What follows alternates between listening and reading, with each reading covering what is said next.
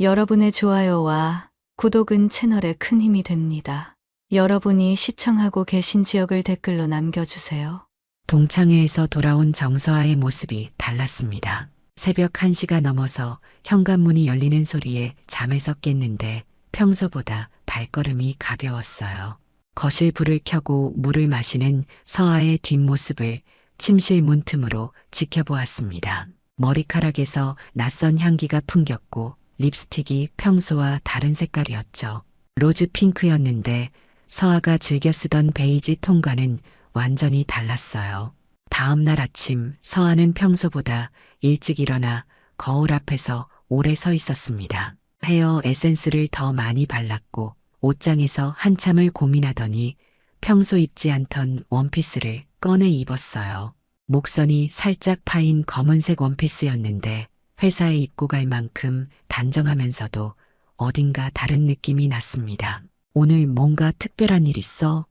아침 식사를 하면서 물어봤지만 서아는 그냥 기분 전환하고 싶어서라고 대답했어요.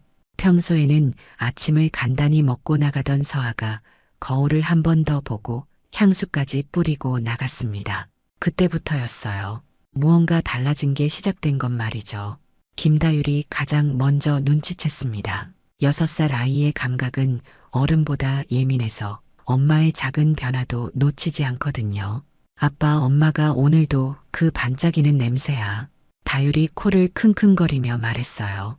평소 서아가 쓰던 향수는 은은한 플로럴 계열이었는데 이제는 더 진하고 달콤한 머스크 향이었습니다. 그 주부터 서아의 패턴이 바뀌기 시작했어요. 평일 점심시간에 외출하는 빈도가 늘어났고 화요일과 목요일에는 거의 매주 나가는 것 같았습니다. 친구들이랑 점심 먹으라고 말하며 오전 11시 반쯤 집을 나서서 오후 2시 반 정도에 돌아왔어요. 처음에는 단순히 동창회 이후 친구들과 만남이 늘어난 거라고 생각했습니다. 오랜만에 만난 동기들과 추억을 나누고 싶어 하는 게 이상할 건 없으니까요. 하지만 시간이 지날수록 뭔가 이상한 점들이 눈에 띄기 시작했습니다. 서아의 교통카드 사용 내역을 확인해 봤어요. 은행 업무상 가족들의 교통카드와 신용카드 사용 내역을 주기적으로 체크하는 습관이 있었거든요. 가계부 정리 차원에서 시작한 일이었는데 지금 생각해보면 그 습관이 나중에 큰 도움이 되었습니다. 화요일과 목요일 정확히 오전 11시 40분에서 12시 사이에 집 근처 지하철역에서 교통카드를 찍고 오후 2시 30분에서 3시 사이에 같은 역에서 다시 찍혔어요. 목적지는 항상 여의도권이었습니다. 여의도 한강공원 근처, 때로는 국회의사당역, 가끔은 영등포 구청역까지도 갔더군요.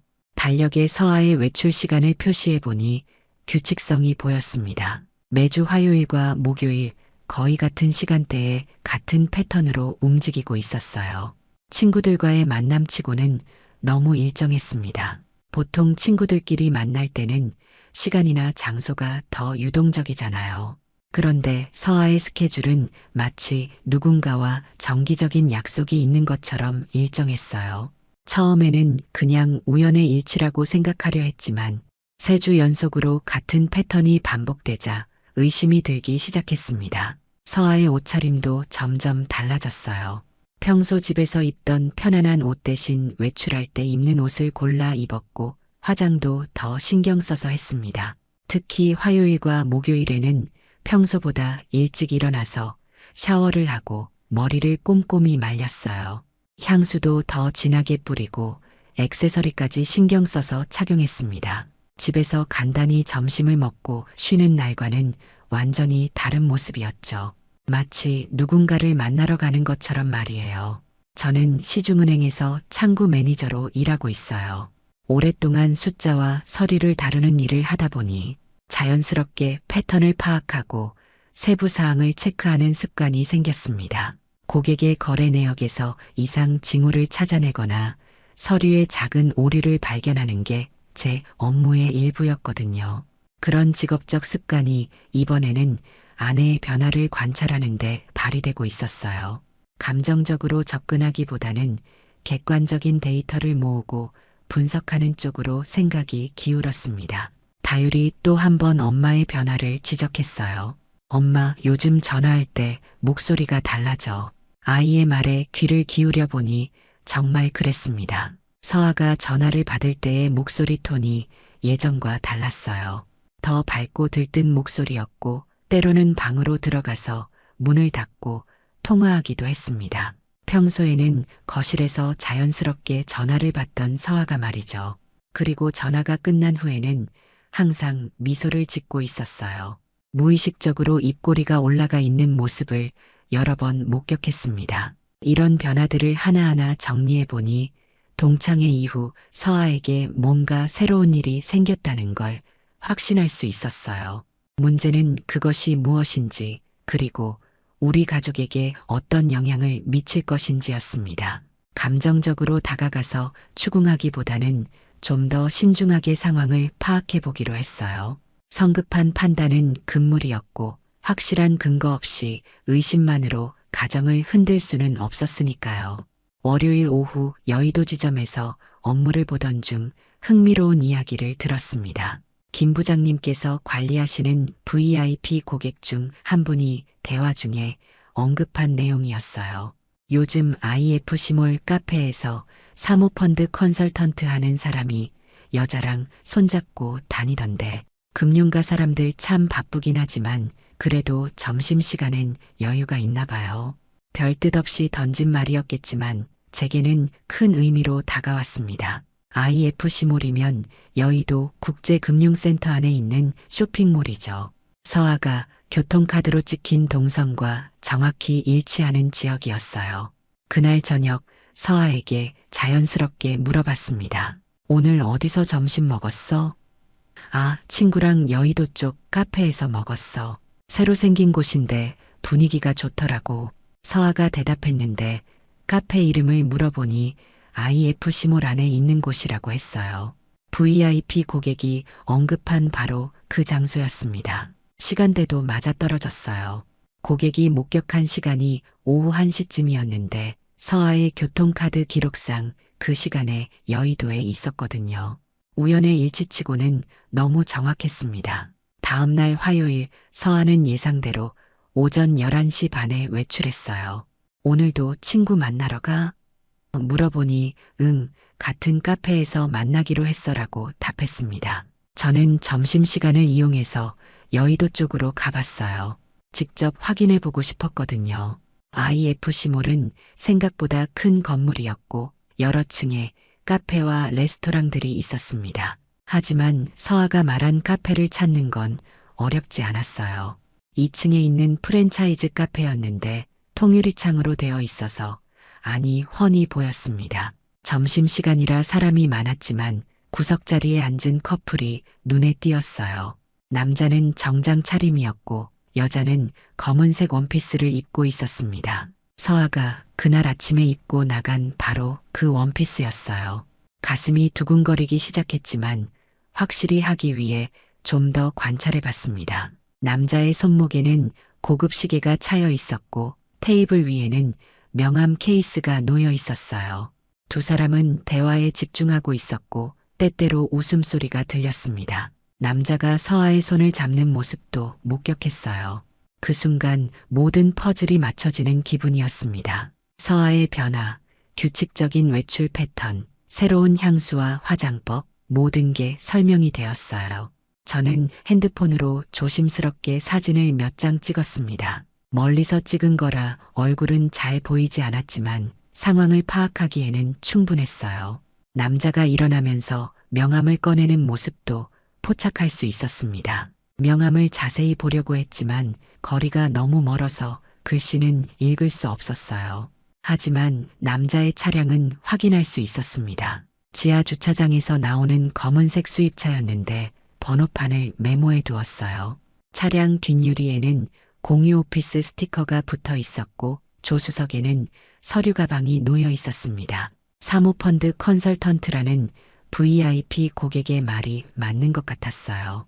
그날 저녁 서아가 돌아왔을 때 평소보다 기분이 좋아 보였습니다. 화장을 고치고 온 흔적이 있었고 향수 냄새도 더 진했어요. 친구 만나서 즐거웠어? 물어보니 응, 오랜만에 만나서 좋았어라고 대답했습니다. 하지만 친구 이름을 물어보니 대답을 피했어요. 학교 동기인데 태윤이는 모르는 사람이야 라고만 했습니다. 저는 서아를 추궁하지 않았어요. 아직 확실한 증거가 없었고 감정적으로 대응하면 오히려 상황이 복잡해질 수 있었거든요. 대신 더 정확한 정보를 수집하기로 했습니다. 다음 날 은행 업무 중에 차량 번호를 이용해서 소유자 정보를 조회해 봤어요. 금융기관에서 일하다 보니 이런 정보에 접근할 수 있는 권한이 있었거든요. 물론 개인적인 용도로 사용하는 건 규정 위반이었지만 가정의 문제를 해결하기 위해서는 어쩔 수 없었습니다. 차량 소유자는 오태성이라는 42세 남성이었어요. 주소는 강남구 청담동이었고 직업란에는 투자자문업이 적혀 있었습니다. 사모펀드 컨설턴트라는 말과 일치했어요. 오태성에 대해서 더 알아보기 위해 인터넷 검색을 해봤습니다. 투자자문회사 대표로 활동하고 있었고 각종 세미나나 컨퍼런스에서 강연을 하는 사람이었어요. 사진도 몇 장 찾을 수 있었는데 카페에서 본 남자와 같은 사람이 확실했습니다.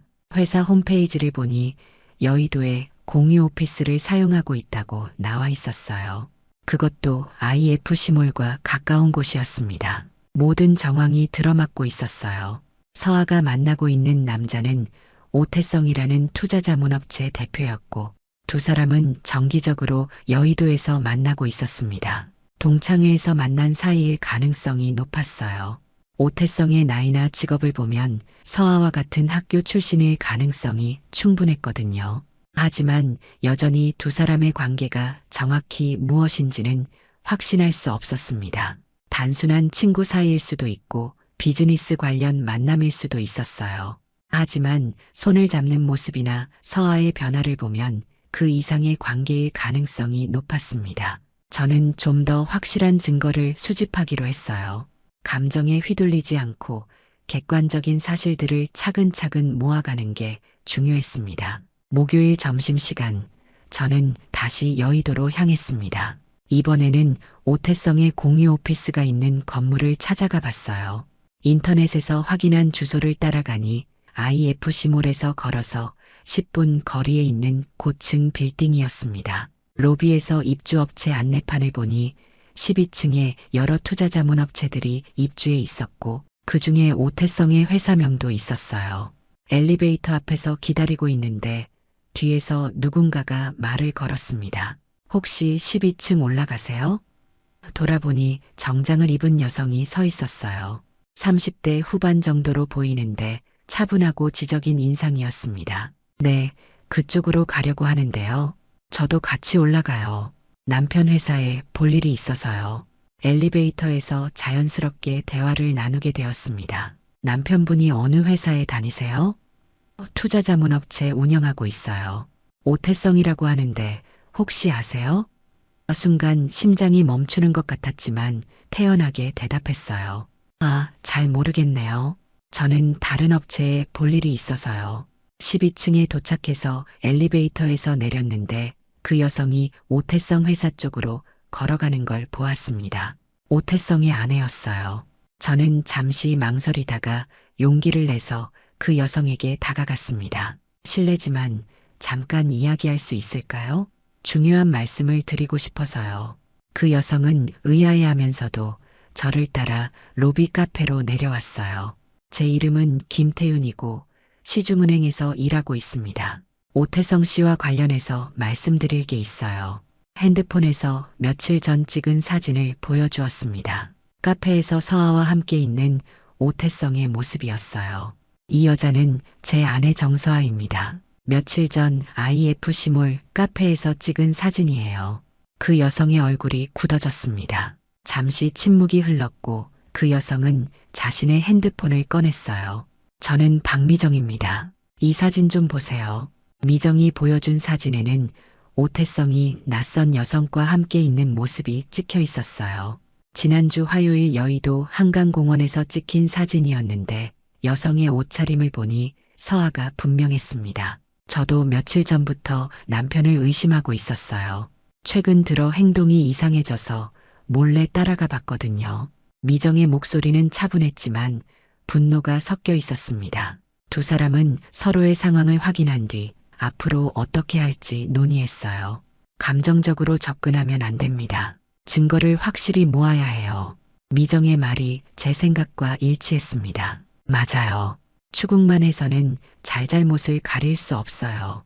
법적으로도 문제가 될 만한 확실한 증거가 필요합니다. 저희는 역할을 나누어 증거를 수집하기로 했어요. 제가 담당할 부분은 서아의 동선과 결제 패턴, 교통카드 사용 내역 등이었고, 미정은 오태성의 오피스 출입 기록과 주차장 CCTV, 엘리베이터 이용 시간 등을 확인하기로 했습니다. 저희 회사 건물이라 보안팀에 부탁해서 CCTV 확인이 가능해요. 미정은 생각보다 차분하고 체계적으로 접근했어요. 저와 마찬가지로 감정보다는 사실에 기반해서 움직이려는 성향이 있었습니다. 다음 화요일과 목요일에 또 만날 가능성이 높으니까 그때 동시에 움직이면 더 확실한 증거를 잡을 수 있을 거예요. 서로 연락처를 교환하고 정보를 공유하기로 했습니다. 미정은 오태성의 일정을 파악할 수 있는 위치에 있었고 저는 서아의 움직임을 추적할 수 있었어요. 두 사람의 정보를 합치면 전체적인 그림을 그릴 수 있을 것 같았습니다. 남편이 최근에 새 시계를 샀어요. 평소에 비해 비싼 건데 누구한테 선물 받은 건지 물어봤더니 회사에서 성과급으로 받았다고 하더라고요. 하지만 우리 회사 상황을 보면 그럴 만한 여유가 없거든요. 미정의 말을 들어보니 오태성도 최근 들어 외모에 신경을 더 쓰고 있었던 것 같았어요. 서아와 마찬가지로 옷차림이나 향수, 액세서리에 평소보다 더 투자하고 있었다는 거죠. 제 아내도 마찬가지예요. 새로운 향수에 옷차림도 달라졌고 화장품도 더 비싼 걸로 바꿨어요. 두 사람의 변화 패턴이 비슷했다는 것도 중요한 정황이었습니다. 미정과 헤어지면서 다음 만남을 약속했어요. 월요일에 다시 만나서 정보를 정리해보죠. 그리고 다음 주 화요일에 본격적으로 증거 수집을 시작하면 될 것 같아요. 집으로 돌아가는 길에 많은 생각이 들었습니다. 이제 혼자가 아니라는 게 다행이었어요. 미정이라는 동지가 생겼고 두 사람이 힘을 합치면 더 정확하고 체계적으로 증거를 모을 수 있을 것 같았습니다. 그날 저녁 서아를 보니 예전과는 완전히 다른 사람 같았어요. 겉으로는 평범한 일상을 유지하고 있었지만 속으로는 다른 사람을 생각하고 있다는 게 느껴졌습니다. 다율과 놀아주면서도 어딘가 마음이 다른 곳에 가 있는 것 같았고 저와 대화할 때도 예전처럼 집중하지 못하는 모습이었어요. 오늘 친구 만났어? 자연스럽게 물어봤지만 서아는 아니, 오늘은 그냥 쇼핑했어라고 대답했어요. 하지만 쇼핑백도 없었고 새로 산 물건도 보이지 않았습니다. 거짓말이 늘어가고 있었어요. 저는 더 이상 서아의 말을 믿을 수 없었습니다. 오히려 미정과 함께 수집할 객관적인 증거들이 진실을 알려줄 거라는 확신이 들었어요.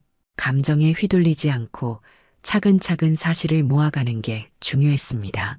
월요일 오후 미정과 다시 만났습니다. 지난 주말 동안 각자 수집한 정보를 정리해서 가져왔어요.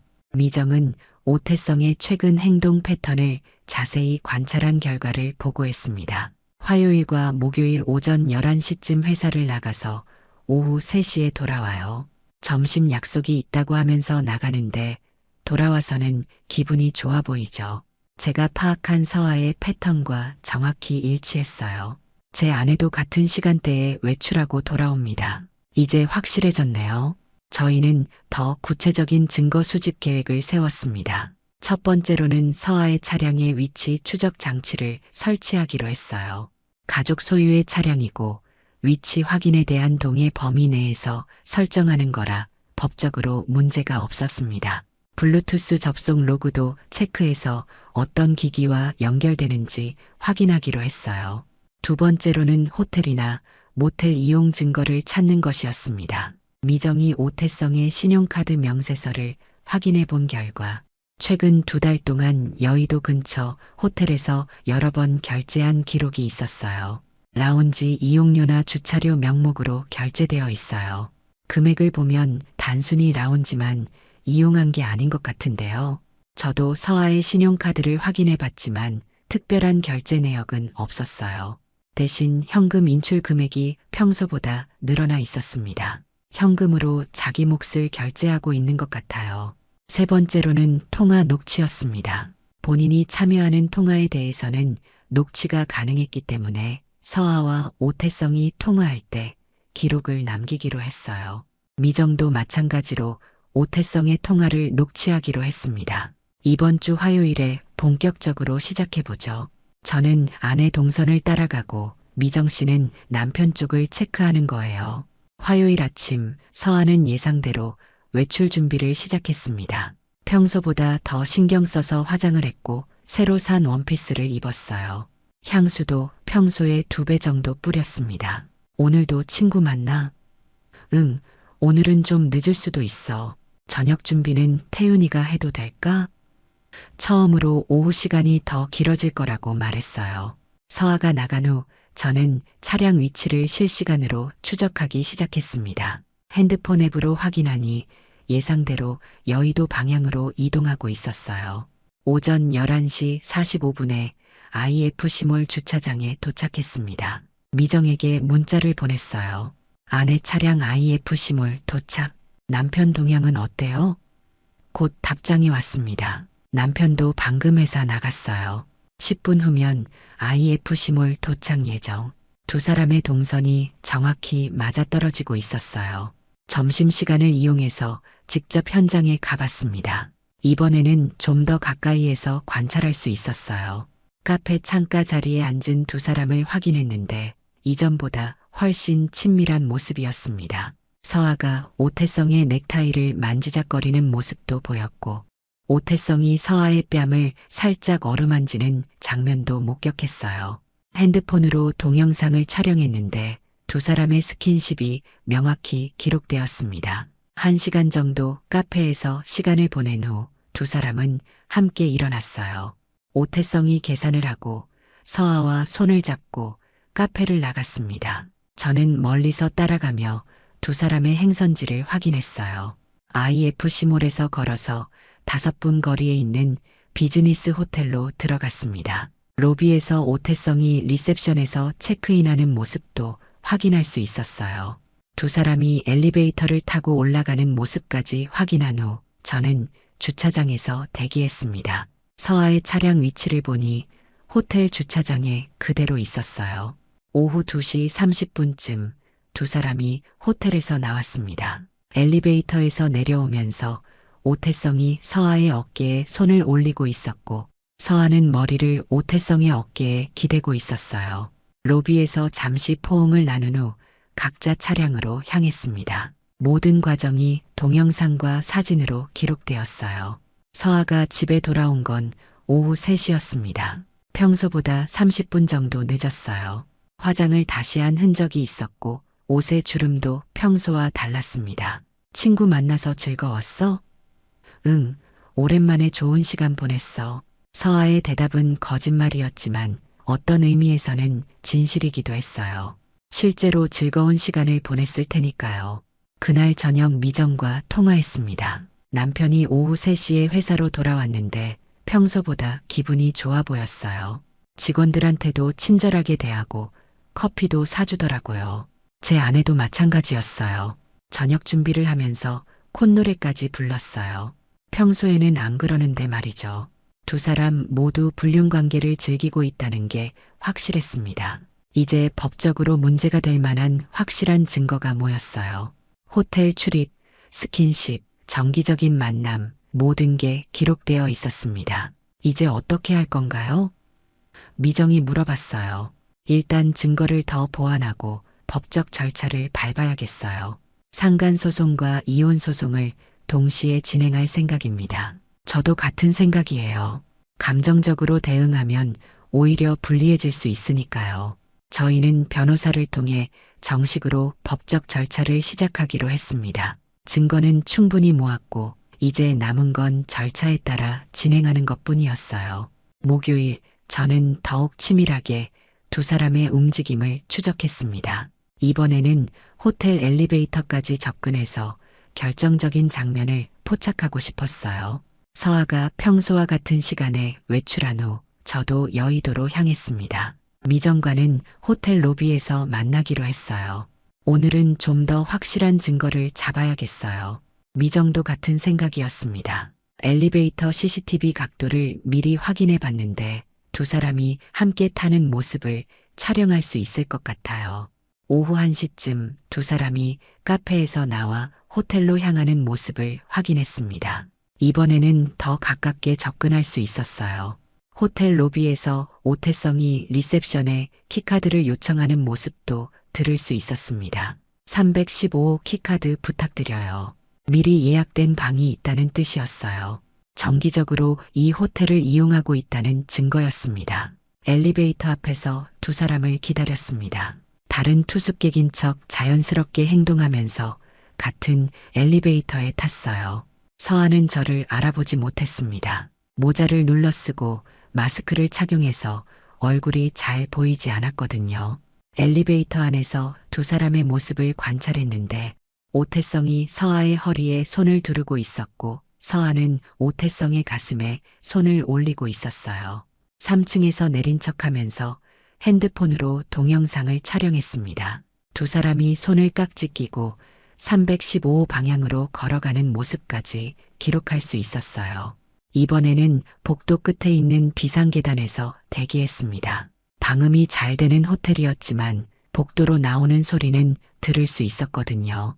1시간 반 정도 후에 방문이 열리는 소리가 났어요. 복도로 나온 두 사람의 모습을 확인했는데 서아의 머리가 조금 흐트러져 있었고 오태성의 셔츠도 평소보다 구겨져 있었습니다.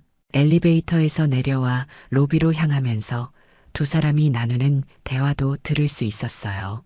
다음 주 화요일에도 만날 수 있어? 물론이지.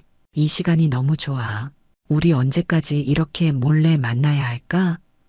조금만 기다려. 내 상황이 정리되면 더 자유로워질 거야. 오태성의 말을 들어보니 장기적인 관계를 계획하고 있는 것 같았어요. 단순한 일회성 만남이 아니라 지속적인 불륜 관계였습니다. 로비에서 두 사람이 헤어지는 모습도 촬영했어요. 서아가 오태성의 뺨에 키스하는 장면까지 기록되었습니다. 모든 증거가 완벽하게 모였다고 생각했어요. 정기적인 만남, 호텔 이용, 신체 접촉, 친밀한 대화, 모든 게 불륜 관계를 증명하는 확실한 증거였습니다. 서아가 집에 돌아온 후의 모습도 이전과는 달랐어요. 샤워를 더 오래 했고 옷을 빨래통에 넣지 않고 따로 세탁소에 맡기겠다고 했습니다. 향수 냄새를 지우려는 것 같았어요. 저녁 식사 시간에 다율이 엄마에게 말했어요. 엄마, 오늘 향기가 또 달라졌어. 새로운 냄새가 나. 아이의 예민한 후각이 다시 한번 변화를 감지한 거였어요. 서아는 당황하면서 새로운 향수 테스터를 써봤어라고 둘러댔지만 저는 진실을 알고 있었습니다. 그날 밤 미정과 통화해서 오늘 수집한 증거들을 정리했어요. 엘리베이터에서 함께 올라가는 영상, 방에서 나오는 모습, 로비에서 키스하는 장면까지 모든 게 기록되어 있어요. 남편 쪽도 마찬가지예요.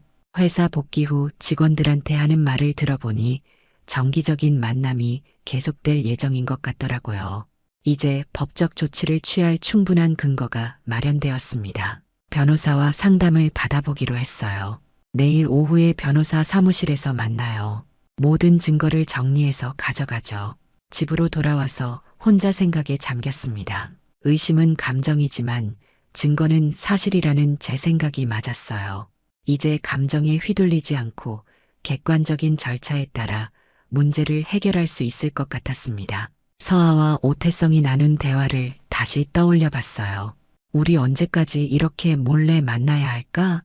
라는 서아의 말에서 죄책감을 느끼고 있다는 걸 알 수 있었습니다. 하지만 동시에 이 관계를 지속하고 싶어 한다는 것도 분명했어요. 조금만 기다려라는 오태성의 대답은 현재 상황을 변화시킬 계획이 있다는 뜻이었습니다. 아마도 이혼을 염두에 두고 있는 것 같았어요. 하지만 저는 그들이 원하는 대로 상황이 진행되도록 놔둘 생각이 없었습니다. 법적 절차를 통해 정당한 대가를 치르게 하고 우리 가족의 미래를 보호할 계획이었어요.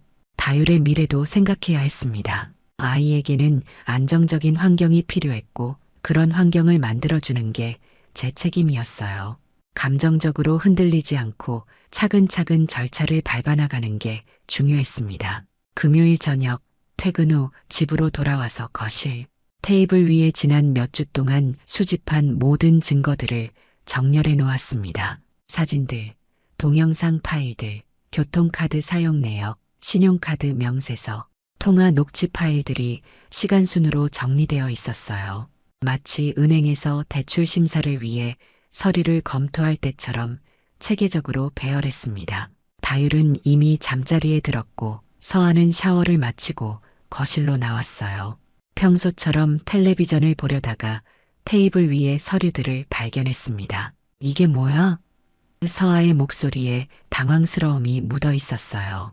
처음에는 제가 회사 업무를 집에 가져온 거라고 생각했을 거예요. 하지만 자세히 보니 자신의 사진들이 있다는 걸 알았습니다. 앉아봐, 서아야. 우리 이야기해야 할 게 있어.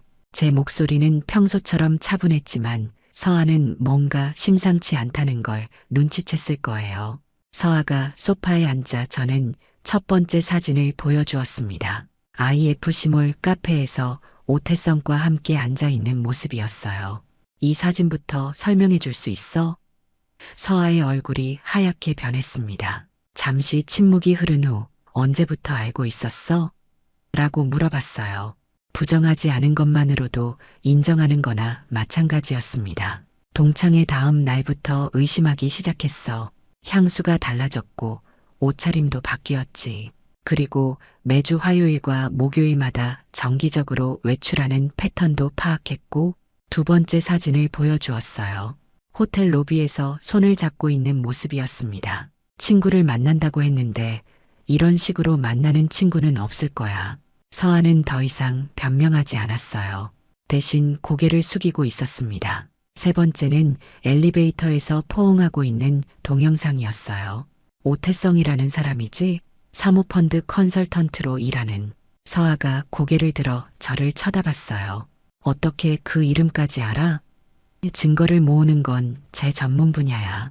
은행에서 15년 동안 일하면서 익힌 습관이거든. 마지막으로 호텔에서 나오면서 키스하는 사진을 보여주었습니다. 이제 변명할 거리는 없을 거야. 모든 게 기록되어 있어. 서아가 드디어 입을 열었어요. 언제부터 시작된 건지 물어볼 거 아니야?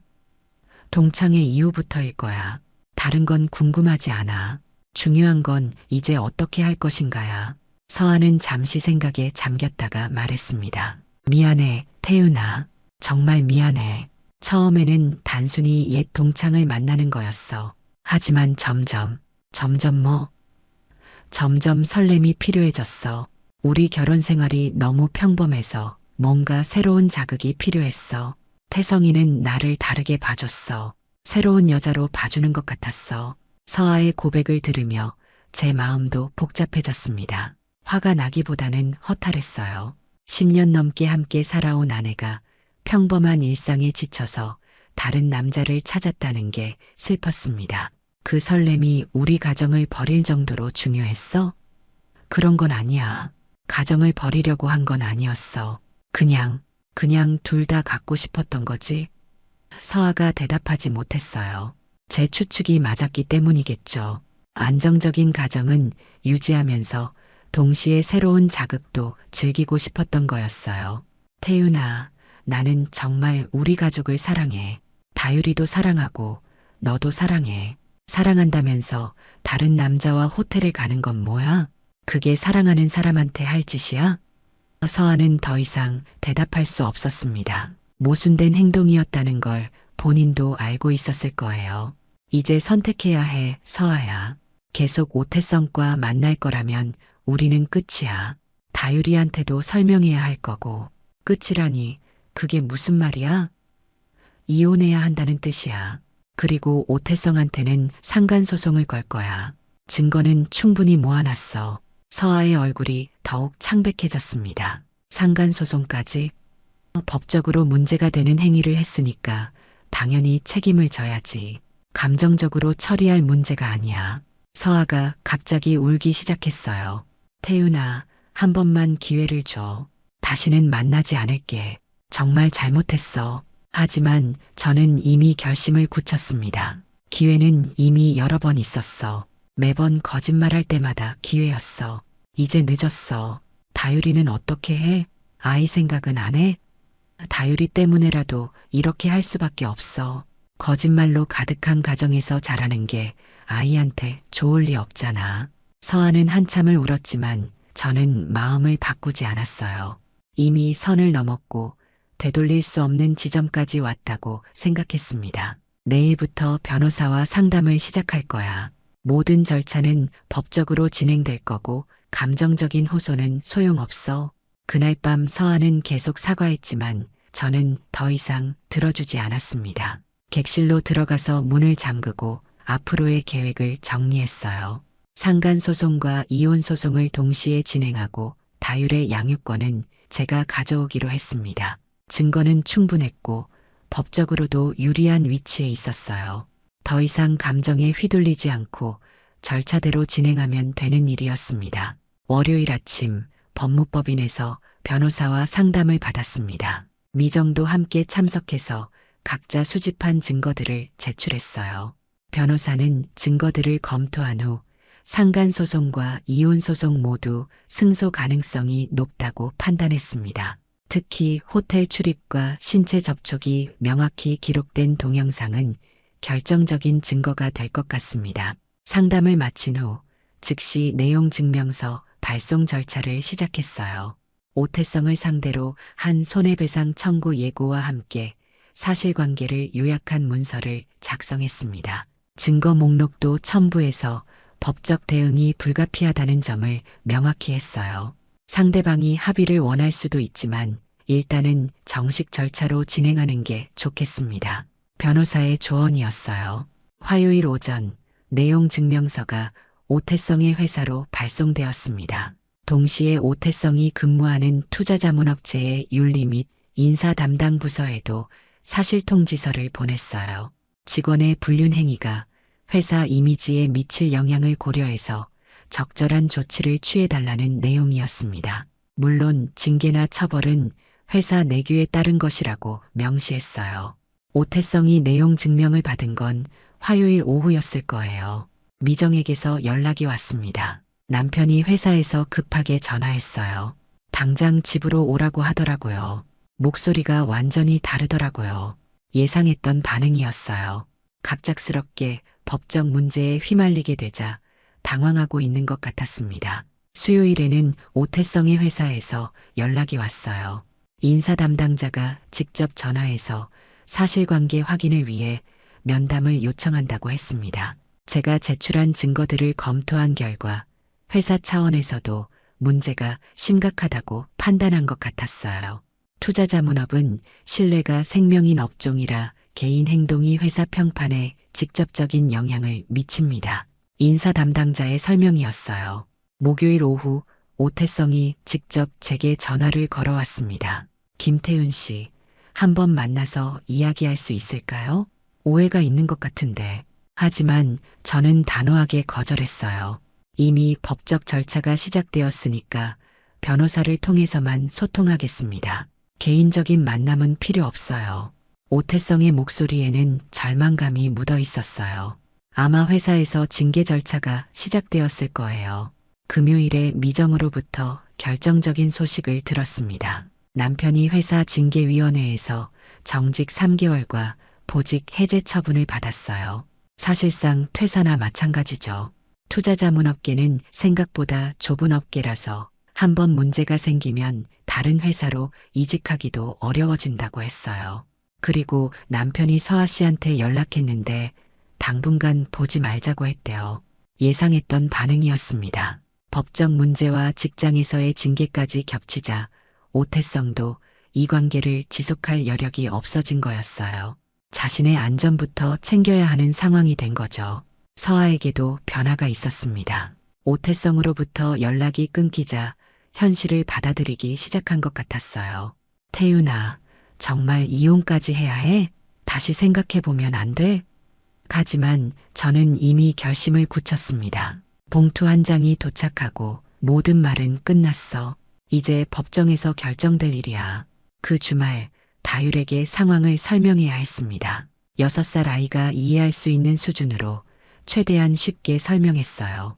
엄마와 아빠가 이제 함께 살지 않게 될 거야. 하지만 다율이는 아빠와 함께 살 거고 엄마도 자주 볼 수 있어. 다율은 처음에는 이해하지 못했지만 점차 상황을 받아들이기 시작했어요. 아이들은 어른보다 적응력이 뛰어나다는 말이 맞는 것 같았습니다. 서하는 짐을 정리하기 시작했어요. 친정으로 돌아간다고 했습니다. 다율이 면회는 언제든지 할 수 있지? 물론이야. 법적으로도 면회권은 보장되어 있어. 그렇게 한 주가 지나고 오태성의 회사에서 최종 처분 결과가 나왔습니다. 정직 처분과 함께 팀장 보직도 해제되었고 사실상 회사에서 더 이상 일할 수 없는 상황이 되었어요.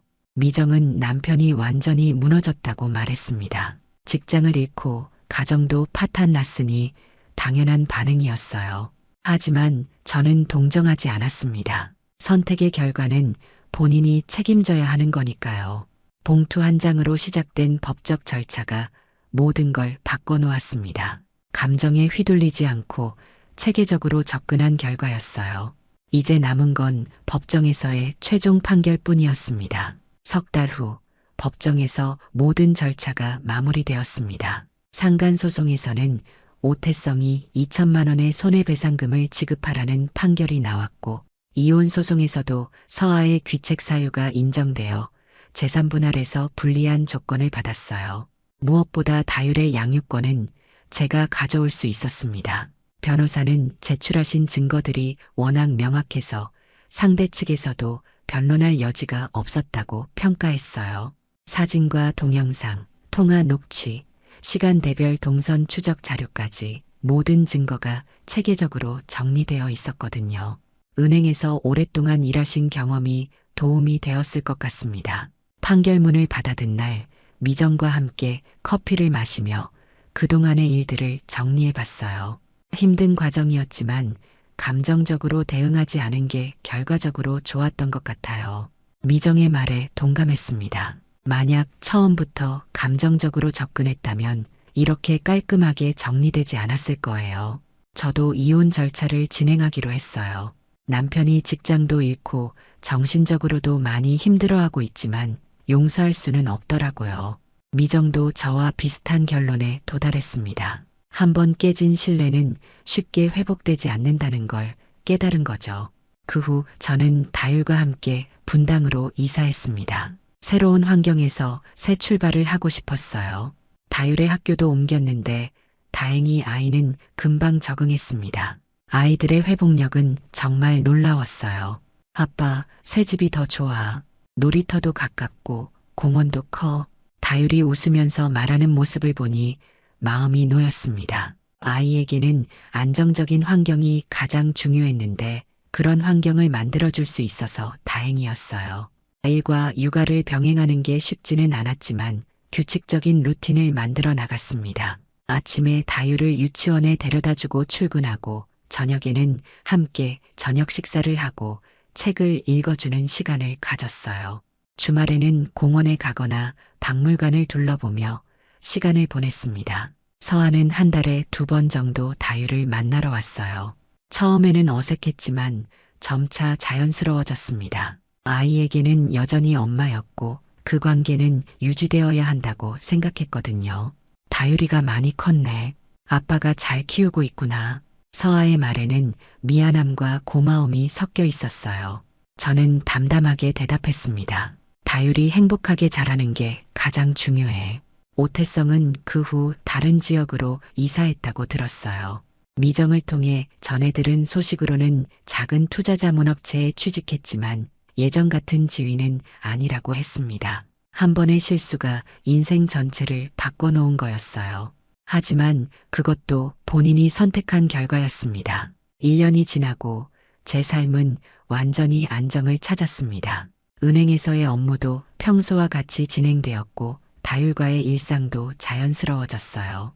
가끔 혼자 있는 시간에는 지난 일들을 되돌아보곤 했습니다. 만약 감정적으로 대응했다면 어떻게 되었을까 하는 생각도 들었지만 후회하지는 않았어요.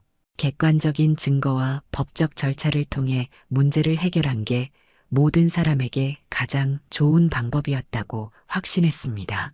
어느 일요일 오후 다율과 함께 놀이터에 갔습니다. 벚꽃이 흩날리는 계절이었어요. 다율이 그네를 타면서 아빠, 나 행복해라고 말했습니다. 그 말을 들으며 저도 마음이 편안해졌어요. 평범했던 우리의 일상이 제가 지키고 싶었던 전부였다는 생각이 들었습니다. 화려한 로맨스나 자극적인 만남보다는 이런 평범한 행복이 더 소중하다는 걸 깨달았어요. 설렘은 잠깐이면 충분했고 집은 평생이어야 했던 거였습니다. 그날 저녁 다율과 함께 저녁을 준비하면서 새로운 계획을 세웠어요. 다율아, 다음 주말에 할아버지 할머니 댁에 갈까? 좋아. 할아버지가 만든 김치찌개 먹고 싶어. 아이의 웃음소리가 집안을 가득 채웠습니다. 이제는 정말로 새로운 시작이라는 기분이 들었어요. 지난 일들은 모두 과거가 되었고 앞으로는 다율과 함께 만들어갈 미래만 남았습니다. 때로는 힘든 결정을 내려야 하지만 그런 결정들이 더 나은 내일을 만들어준다는 걸 배웠어요. 가족의 의미와 신뢰의 중요성, 그리고 평범한 일상의 소중함을 다시 한번 깨닫게 된 시간이었습니다. 벚꽃이 지고 새로운 계절이 시작되듯 저희 부녀의 새로운 봄도 시작되고 있었습니다. 이야기가 재미있으셨나요? 좋아요와 구독으로 응원해 주시면 더 많은 감동적인 이야기로 찾아뵙겠습니다. 여러분의 작은 관심이 저에게는 큰 힘이 됩니다. 감사합니다.